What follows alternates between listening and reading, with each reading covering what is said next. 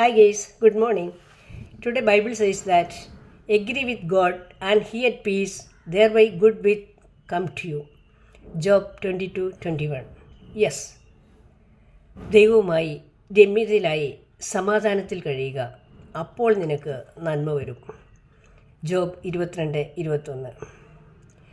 നമുക്ക് ജീവിതത്തിൽ നന്മ വരണമെങ്കിൽ നമ്മൾ രമ്യതയിലാകേണ്ടത് ദൈവവുമായിട്ടാണ്. എന്നാൽ മനുഷ്യർക്ക് പലപ്പോഴും തെറ്റുപറ്റാറുണ്ട്. അവർക്ക് നന്മയ്ക്ക് വേണ്ടിയും മറ്റ് അവരുടെ ആഗ്രഹ സഫലീകരണത്തിന് വേണ്ടിയും അവർ മനുഷ്യരിൽ ആശ്രയിക്കാറുണ്ട്. എന്നാൽ ഞാൻ പറയുന്നു, നമുക്ക് നേടേണ്ടത് നമുക്ക് ദൈവത്തിൽ നിന്ന് മാത്രമേ നേടാൻ സാധിക്കുകയുള്ളൂ. അതാണ് ജോബ് 22:21 പറയുന്നത്. നമ്മൾ ദൈവവുമായിട്ടാണ് രമ്യതയിലാകേണ്ടത്. മനുഷ്യരുമായി രമ്യതയിലായിരിക്കുക.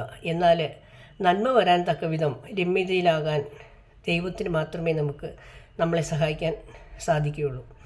അതിനാൽ നമുക്ക് പൂർണ്ണമായി ദൈവത്തിൽ ആശ്രയിച്ചുകൊണ്ട് നമ്മുടെ ഓരോ ദിവസത്തെയും മനോഹരമാക്കി തീർക്കാം. കാരണം ദൈവം തന്ന ഓരോ ദിവസവും നമുക്ക് നന്മകൾ ചെയ്തുകൊണ്ട് നമ്മുടെ ദിവസങ്ങളെ നന്മയിലേക്ക് നയിക്കാൻ തക്ക വിധം നമ്മൾ വളരണം. അതിനായിട്ടാണ് നമ്മളെ ദൈവം ഓരോരുത്തരെയും സൃഷ്ടിച്ചിരിക്കുന്നത്.